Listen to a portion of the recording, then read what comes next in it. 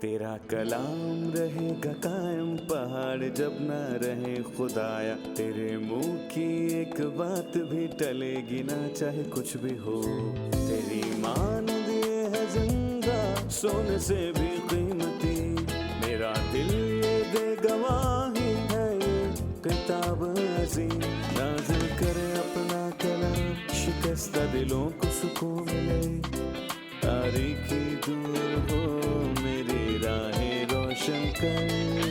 दिल अपना कलाम कसरत से ए खुदा बदल दे, रिहाई दे कसरत से फल मिलाओ। कलाम रहेगा कायम पहाड़ जब ना रहे खुदाया, तेरे मुंह की एक बात भी टलेगी ना चाहे कुछ भी हो। अजीज नाजरीन, मैं अयाज ज़रीफ आप सब देखने वालों को हमारे रोज़ के बाइबली मुतालिया प्रोग्राम की इस नई किस्त में खुशामदीद कहता हूँ। हम खुदा के शुक्रगुजार हैं जिसने हमें बाइबल मुकद्दस की तमाम किताबों का मुतालिया पेश करने का मौका फराहम किया, और हम अभी गिनती की किताब का मुताला पेश कर रहे हैं जो पुराने अहदनामे की चौथी किताब है, मूसा की शरीयत की चौथी किताब। गुज़िश्ता किस्त में हमने इस किताब का जायज़ा शुरू किया था और मुसन्निफ के बारे में तारुफ पेश किया था, और हमने सीखा था कि ये किताब मूसा ने लिखी थी, जैसा कि हम 33वें बाब की दूसरी आयत में देखते हैं। और इस किताब का मौजू इसराइल का बियाबानी सफ़र है। ये किताब बनी इसराइल के सफ़र और मूसा की ज़िंदगी के इख्तिताम तक तकरीबन 1400 कबल अज़ मसीह में लिखी गई। ये किताब बियाबान में उन लोगों के सफ़र के बारे में है जिसके दौरान उन लोगों के बदनवान दिलों से पर्दा उठ गया, और हम कभी भी ये बात कहने से गुरेज नहीं करते कि मसीह हमेशा बाइबल मुकद्दस के तमाम सफ़ात की लकीरों के दरमियान देखा जाता है, और इसी तरह गिनती की किताब में भी। खुदावंद के फजल से आज की किस्त में हम पहले और दूसरे बाब का मुताला शुरू करेंगे, और हम उन लोगों की मर्दमशुमारी के बारे में बात करेंगे, और दूसरे बाब में हम खैमा इज्तिमा के इर्द गिर्द उनकी तरतीब के बारे में बात करेंगे। खैमा इज्तिमा के इर्द गिर्द कबीलों की तरबियत क्या थी। लेकिन सबसे पहले प्रोग्राम का बाकायदा आगाज करने से पहले मैं खुदा के खादिम डॉक्टर इसाम को स्टूडियोज में खुशामदीद कहूंगा। आपका शुक्रिया भाई। आप कैसे हैं? मैं ठीक हूँ, शुक्रिया। साथ ही हमारे दीगर मेहमानों को भी खुशामदीद। डॉक्टर इसाम, गुज़िश्ता किस्त में आपने तारुफ के दौरान जिक्र किया था कि लोगों की मर्दमशुमारी वहाँ 2 बार की गई, पहले सफ़र के आगाज़ में फिर इख्तिताम पर। लिहाजा हमें इन 2 मर्दमशुमारियों के मकसद के बारे में मज़ीद बताइए, फिर हम स्क्रीन पर इन 2 मर्दमशुमारियों के दरमियान फ़र्क को देखेंगे कि क्या हर कबीला बढ़ा या कम हुआ। मर्दमशुमारी के एक से ज्यादा मकासद थे, और पहली चीज ये है कि खुदा सब कुछ जानता है। गुनाह हुआ। खुदा कादिर सब कुछ जानता है, और वो हर एक को नाम बनाम जानता है, और मैं आपको बताता चलूं कि वो हर एक शख्स से वाकिफ है। दूसरी बात, जंग करने से पहले मर्दमशुमारी करना अहम है। उन्होंने बियाबान से गुजरना था जो जंग का इलाका है, इसलिए मर्दमशुमारी की गई। लेकिन किन की? वो मर्द जो 20 बरस या इससे ऊपर की उम्र के हों और जो जंग करने के काबिल हों। और पहले बाब में ये जुमला तकरीबन 14 बार दोहराया गया था, और कोई भी ये जाने बगैर जंग नहीं करेगा कि उनके पास फौजियों की कितनी बड़ी तादाद है। मिसाल के तौर पर लूका की अंजील उसके 14वें बाब में लिखा है, आया मैं 10,000 लेकर उसका मुकाबला कर सकता हूँ जो 20,000 लेकर मुझ पर चढ़ आता है। बस जो कोई जंग करना चाहता है उसके लिए जानना जरूरी है कि उसके पास कितने फौजी हैं, और मेरा ख्याल है कि ये अहम वजूहात में से एक है, क्योंकि वो जंग के लिए जाने के लिए तैयार थे। लिहाजा उन्हें जानने की जरूरत थी कि कितने ज्यादा समझदार फौजी हमारे साथ हैं। सही। सो पहली मर्दमशुमारी जंग पर जाने के लिए थी, और दूसरी का मकसद? दूसरी मर्दमशुमारी सफर के इख्तिताम पर हुई, ये जानने के लिए कि सफर में क्या हुआ, वो बढ़ गए या फिर कम हो गए हैं। उन कबीलों में कौन सी तब्दीलियां रूनुमा हुई। ये दूसरी मर्दमशुमारी दूसरी नस्ल के लिए की गई, क्योंकि पहली सारी नस्ल 603 और 550 में खत्म हो गई थी, जिनमें वो सारे लोग शामिल थे जिनकी उम्र 20 या इससे ज्यादा थी। लिहाजा यहाँ 26वें बाब में जिनकी गिनती की गई वो 20 साल या फिर 20 साल से ज्यादा उम्र के थे। लिहाजा ये सब, चाहे वो 20 साल के हों या फिर बियाबान में जो पैदा हुए, बस ये सारी नई नस्ल थी। और इसके साथ फिर क्या हुआ, और इस आखिरी मर्दमशुमारी में बियाबान में लोगों के साथ क्या हुआ, हम ये सब जानते हैं। सही। اب ہمارے پاس اسکرین پر دونوں مردم شماریوں کا چارٹ ہے جو دونوں مردم شماریوں میں قبیلوں کی تعداد بتا رہا ہے، لہٰذا کیا ان میں اضافہ ہوا یا کمی واقع ہوئی اور اس کے پیچھے کیا وجوہات تھیں وہ بھی بیان کیجیے۔ جی مجموعی طور پر مردم شماری کو ٹیبل پر نہیں لکھا گیا، لیکن مجھے مجموعی طور پر یہ غور کرنا چاہیے کہ آبادی کم ہوئی، صحیح، ان میں 1820 لوگوں کی کمی ہوئی۔ صحیح، میرا خیال ہے کہ ایسا بیابان کی وجہ سے ہوا تھا اور اس حقیقت سے کہ وہ شریعت کے ماتحت ہیں، لہٰذا مردم شماری میں کمی آئی۔ مثال کے طور پر روبن کا قبیلہ کم ہوا، اور پھر شمعون کا قبیلہ کم ہوا، اور جد کا قبیلہ کم ہوا۔ ان کے علاوہ افرائیم کم ہوا اور نفتالی بھی کم ہوا، جبکہ دوسرے قبیلوں میں بہت زیادہ اضافہ ہوا، جیسے کہ یہودا، اشکار، زبلون، منسی اور بنیامین اور آشر اور دان، یہ سارے قبیلوں میں اضافہ ہوا۔ یہاں صحیح۔ دو چیزیں ہیں جو ہماری توجہ اپنی طرف مبذول کرواتی ہیں، اور سب سے زیادہ کمی شمعون کے قبیلے میں ہوئی۔ شمعون کے قبیلے میں سب سے زیادہ کمی ہوئی، وہ 59,300 سے کم ہو کر 22,000 ہی رہ گئے۔ صحیح، وہ تقریباً 50% تک کم ہو کر رہ گئے۔ صحیح، جو 37,100 بنتے جی، ہیں۔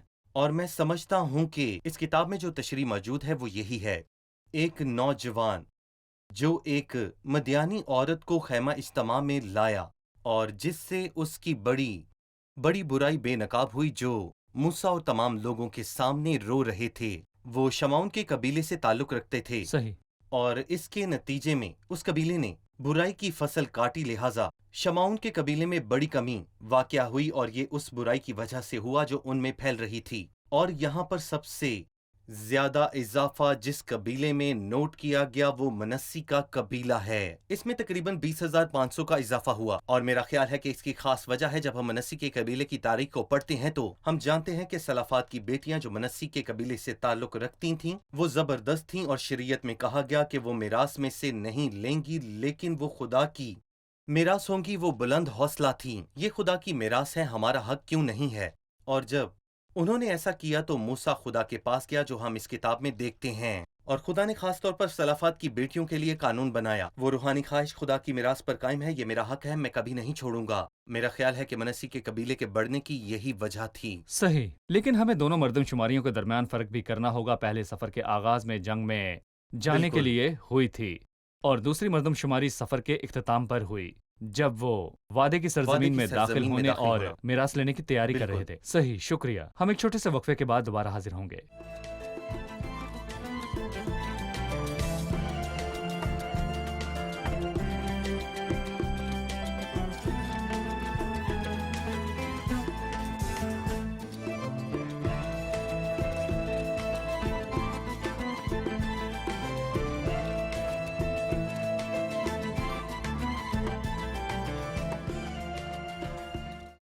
گنتی کی کتاب میں لوگ جنگ لڑنے کے لیے جاتے تھے، لیکن کیا ہمیں ابھی بھی مسیحت میں جنگ لڑنے کی ضرورت ہے؟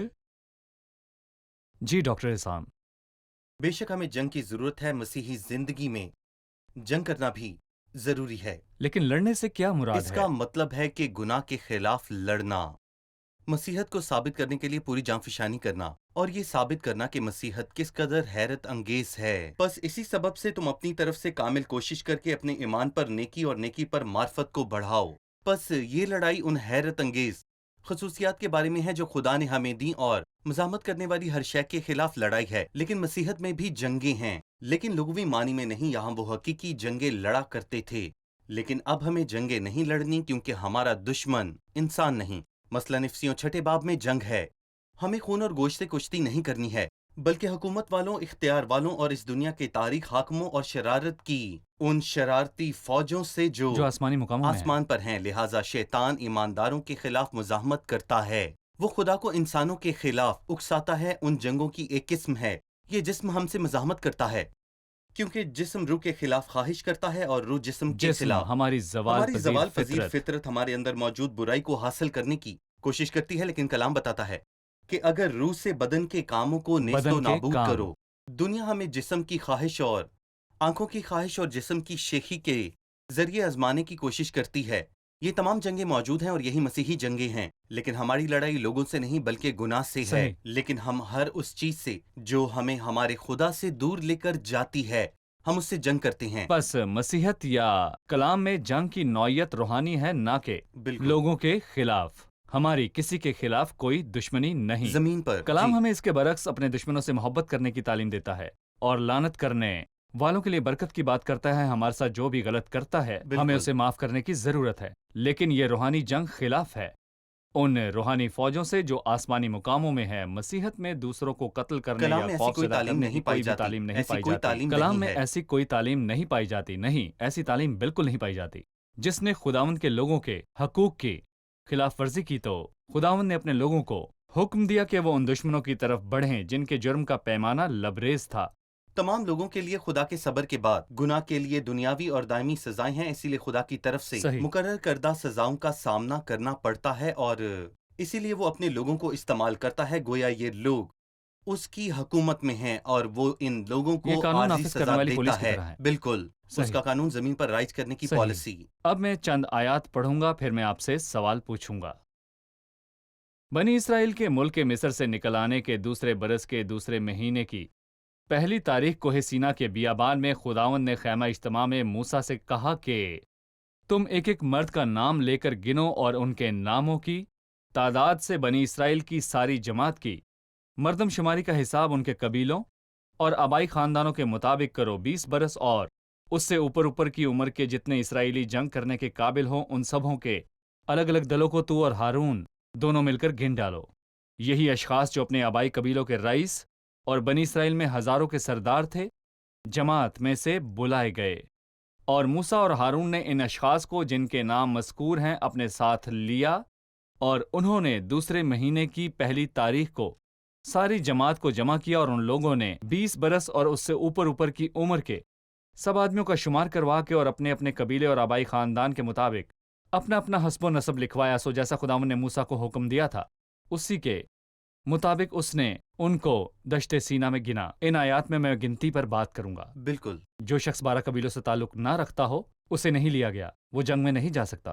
کوئی کسی دوسرے کی جگہ نہیں لڑ سکتا، نہیں۔ کوئی کسی کی طرف سے جنگ میں نہیں جا سکتا تھا۔ ان کا تعلق قبیلوں سے ہونا بالکل۔ لازمی تھا۔ روحانی زندگی کی روشنی میں مسیحی لڑائی، روحانی جنگ اور خدمت۔ تھوڑی دیر کے بعد ہم لاویوں کی باہر خدمت کو کوئی دیکھیں آدمی گے۔ ہو۔ کیا یہ ممکن ہے کہ لاویوں کے دائرہ کار سے باہر کا کوئی آدمی ہو جو خدا سے پیدا نہیں ہوا، وہ روحانی لڑائی یا مسیحی خدمت میں شامل نہیں؟ آپ کیا کہیں گے؟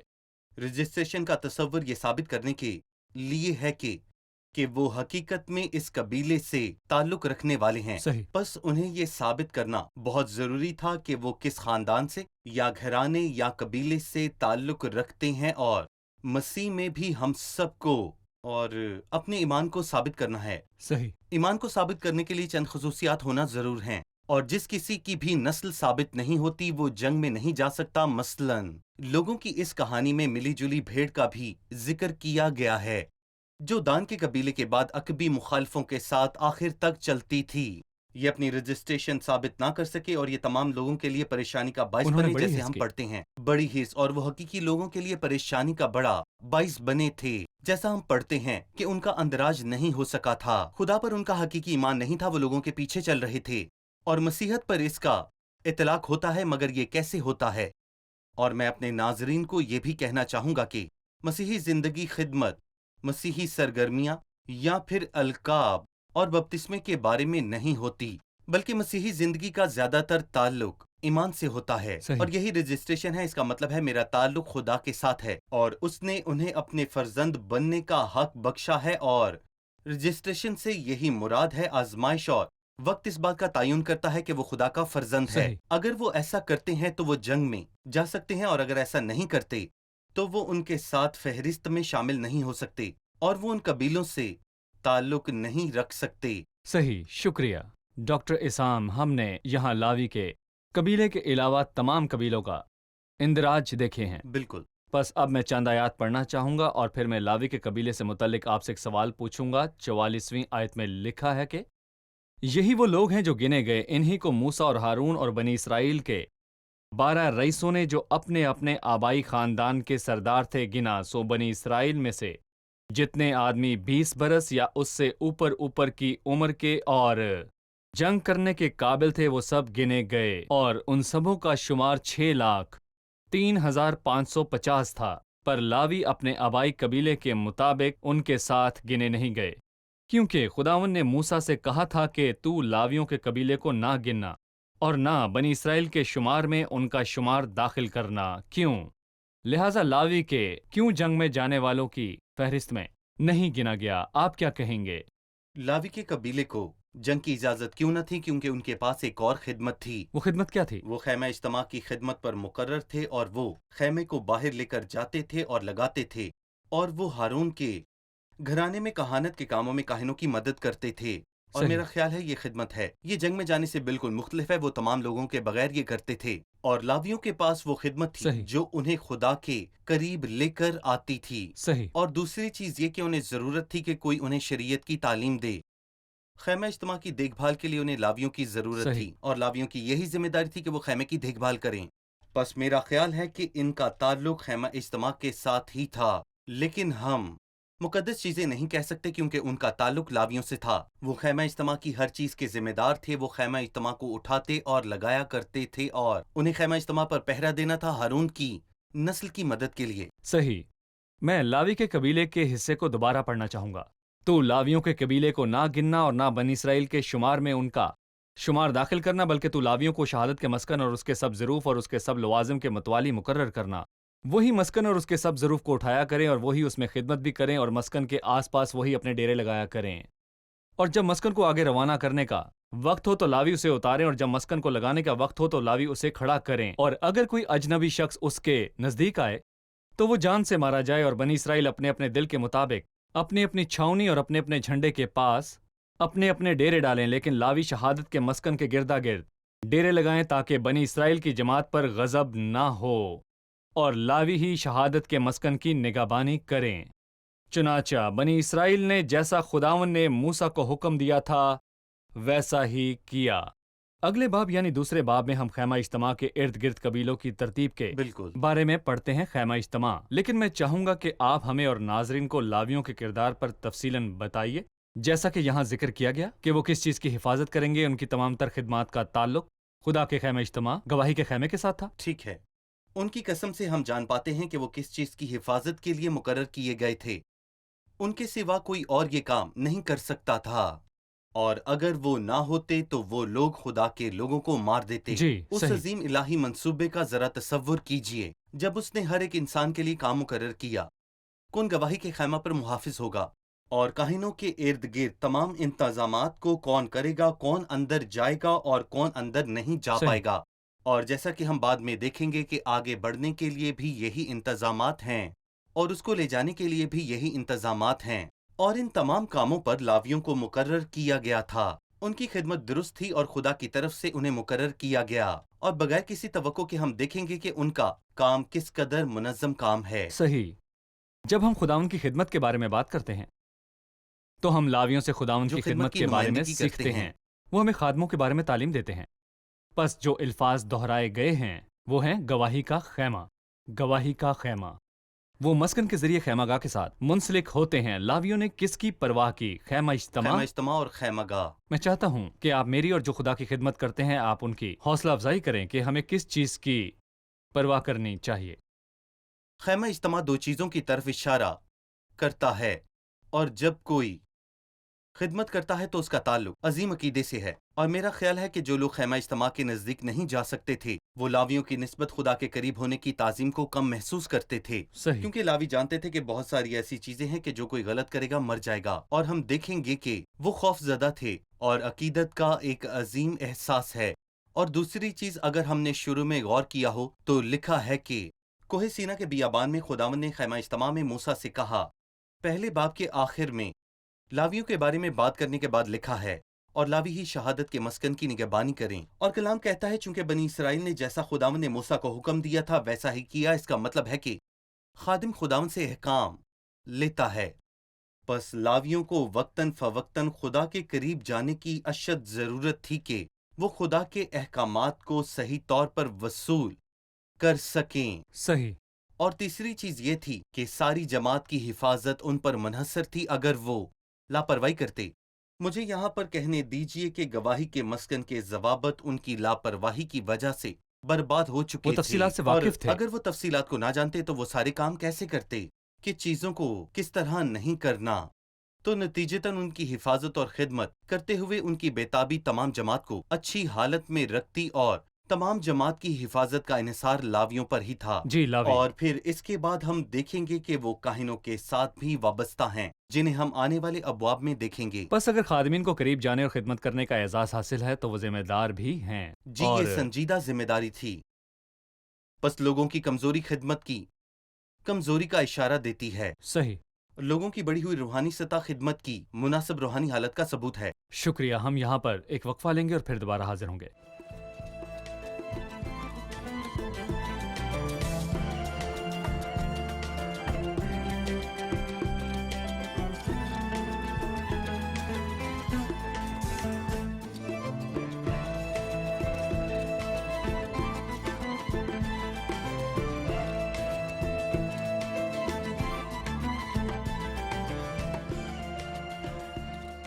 گنتی کی کتاب دوسرے باب کی پہلی آیت میں لکھا ہے، اور خداوند نے موسیٰ اور ہارون سے کہا کہ بنی اسرائیل اپنے اپنے ڈیرے اپنے اپنے جھنڈے کے پاس اور اپنے اپنے آبائی خاندان کے عالم کے ساتھ خیمہ اجتماع کے مقابل اور اس کے ارد گرد لگائیں۔ کیوں ہر قبیلے کو اسی کی مخصوص جگہ پر رکھا گیا، اجتماعی طور پر نہیں؟ جی ڈاکٹر احسان، ہر قبیلے کا الگ سے ذکر کرنا ہمیں تقسیم میں خدا کی قدرت کی عظمت کو ظاہر کرتا ہے۔ اس کا مطلب ہے کہ میں جہاں چاہتا ہوں اپنے آپ کو رکھنے کے لیے بالکل آزاد نہیں ہوں۔ مجھے خدا نے ایک خاص جگہ دی ہے، اور اس نے پہلے ہی میری ذاتی خصوصیات کا تعین کیا ہے، اور وہ خصوصیات کے مطابق تعین کرتا ہے۔ لہٰذا ہمیں خدا کے اختیار کے آگے اپنے سر کو جھکانا ہے، جس کے خلاف انہوں نے بغاوت کی، اور ہم دیکھیں گے جو غیر معمولی بات ہے تقسیم کے بارے میں۔ اور میں خدا کا اختیار دیکھنے کے لیے، جس میں لاوی کے قبیلے کی طرح مختلف خدمتوں میں رہتے ہوئے خدا کے ارد گرد رہنا بھی شامل ہے، صحیح، اور اس کا ایک خاص انتظام ہے، اور یہ انتظام کون کرے گا؟ اور وہی یہ انتظام کرتا ہے، نہ کہ ہم۔ اور اس کے بارے میں اچھی بات کیا ہے؟ ان سب کو ان کی اپنی جگہ پر رکھا گیا ہے، اور پھر وہ سب ایک سمت میں دیکھ رہے تھے۔ جب بھی وہ اٹھتے تھے تو وہ کیا دیکھتے تھے؟ وہ خیمہ اور بادل دیکھتے تھے۔ خیمہ گاہ میں داخل ہونے کے لیے نظر آنے والی چیز بادل اور خیمہ اجتماع تھا۔ اگر کچھ لوگ مغرب میں اور کچھ لوگ مشرق میں قیام پذیر تھے، پھر بھی وہ ایک ہی چیز کو دیکھا کرتے تھے، جو کہ خیمہ اجتماع اور بادل تھا، جو کہ خیمے کو ڈھانپے ہوئے تھا۔ اس سے پہلے کہ ہم قبیلوں کی ترتیب کے متعلق اسکرین پر دیکھیں، میں پوچھنا چاہتا ہوں کہ خیمہ اجتماع کا دروازہ کس طرف تھا، مشرق کی طرف یا مغرب کی طرف؟ دروازہ مشرق کی طرف تھا۔ وہ جو اس میں سے داخل ہوتے انہیں تھے مغرب اپنا کی رخ طرف کس منہ طرف اور رکھنا مشرق چاہیے؟ کی طرف پیٹ کرنی چاہیے۔ پرانے عہد نامے میں ہمیشہ کیوں مشرق کی طرف پیٹ کرنا ان کے لیے ضروری تھا؟ کیا یہ اس لیے تھا کہ مشرق کا تعلق کسی برائی سے ہے؟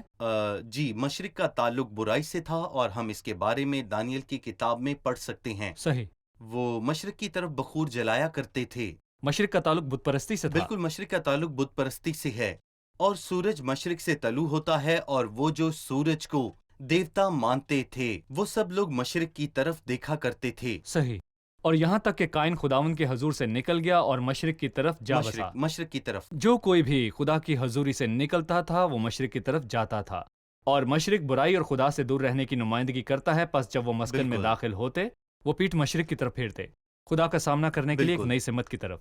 بہت شکریہ ڈاکٹر اسام۔ یہ مسکن ہے جی، اور یہ قبیلے ہیں جو جنوب، شمال، مشرق اور مغرب میں قیام کیے ہوئے تھے۔ ہمیں ہر گروہ کے قیام اور سمت کے بارے میں مزید بتائیے۔ یہاں گروہوں کو جھنڈا کہا گیا ہے، اور پہلے باب میں ہم نمبر اور رجسٹریشن کو دیکھتے ہیں، اور دوسرے باب میں ہم خیموں کی ترتیب اور ان کے جھنڈوں کو دیکھتے ہیں، جیسا کہ ہر قبیلے کا اپنا اپنا جھنڈا تھا۔ صحیح، پس مشرق کی طرف یہودا کے ساتھ اشکار اور زبلون کا قبیلہ تھا، اور پھر جنوب کی طرف روبن کے ساتھ شمعون اور جد کا قبیلہ تھا، اور پھر شمال کی طرف دان کے ساتھ آشر اور نفتالی کا قبیلہ تھا۔ قبیلوں کے 3 گروہ ایک خاص سمت کی طرف قیام پذیر تھے، پر جھنڈا ہر طرف پہلے قبیلے کے نام پر رکھا گیا، اور جھنڈے کا ایک نظریہ بہت اہم ہے، خاص طور پر جنگ کے میدان میں۔ صحیح۔ مثال کے طور پر ابھی جنگوں میں جھنڈا یا توپ خانے کے جھنڈے کی طرح ایک جھنڈا ہوتا ہے، اور ہر ہتھیار کے لیے ایک جھنڈا مقرر کیا جاتا ہے۔ ایک معمار اور ایک جھنڈے کے نیچے ایک شخص کھڑا ہوتا ہے،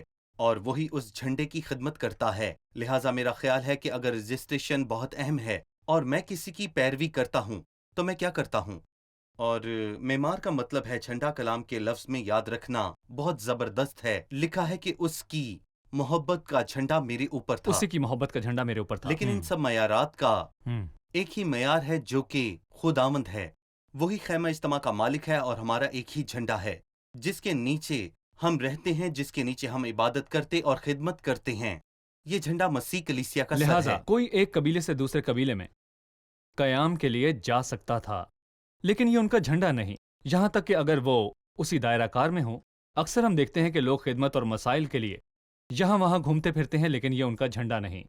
خدا نے مجھے اور آپ کو مختلف قسم کا جھنڈا دیا ہے. ہم سب ایک ہی دائرہ کار میں ہیں، پر جو معیار خدا نے ہمیں دیا پرستش اور خدمت میں، وہ خدا کی طرف سے ہونا چاہیے. میری خدمت آپ سے مختلف ہے، آپ کی خدمت میری خدمت سے مختلف ہو سکتی ہے. ہر کوئی اپنے جھنڈے کے نیچے ہے. آپ کی جگہ مجھ سے مختلف ہے. ہر کسی کی اپنی جگہ ہے اور اپنی خدمت ہے. صحیح. ہم غور کر سکتے ہیں کہ یہاں مشرق کی طرف جو خیمہ اجتماع کے آگے ہیں، بالکل قبیلوں کے خیمے خیمہ اجتماع کا سامنا کر رہے ہیں، جس طرف مسکن کا دروازہ ہے، جہاں سے قربانیوں اور کاہنوں کی روایت کو دیکھا جا سکتا ہے.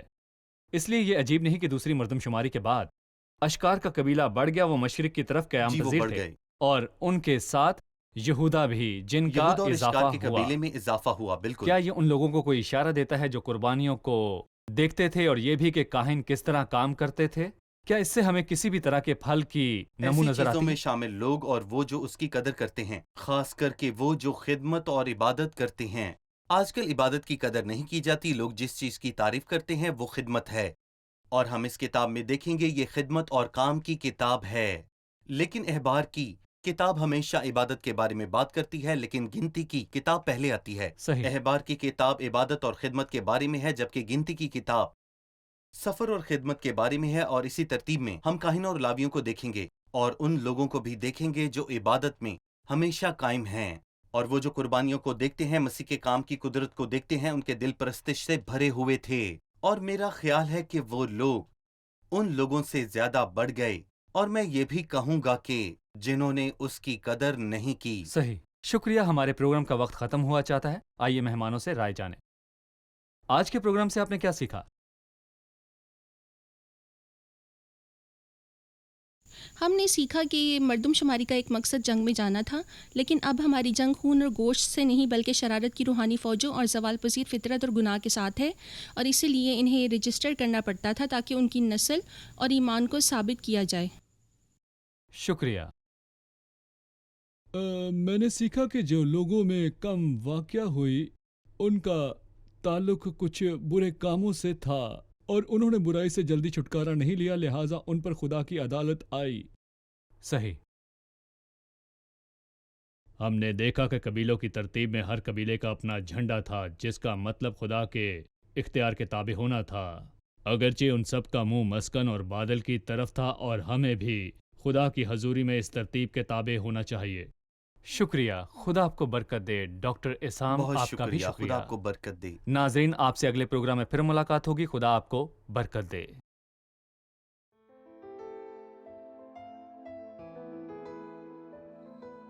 تیرا کلام رہے گا قائم، پہاڑ جب نہ رہے خدایا. تیرے منہ کی ایک بات بھی ٹلے گی نہ، چاہے کچھ بھی ہو. تیری مانند یہ ہے زندہ، سونے سے بھی قیمتی. میرا دل یہ دے گواہی ہے، یہ کتاب عظیم. نازل کرے اپنا کلام، شکستہ دلوں کو سکون ملے. تاریکی دور ہو، میری راہیں روشن کر. دل اپنا کلام کثرت سے اے خدا بدل دے، رہائی دے کثرت سے پھل ملاؤ. کلام رہے گا قائم، پہاڑ جب نہ رہے خدایا. تیرے منہ کی ایک بات بھی ٹلے گی نہ، چاہے کچھ بھی ہو.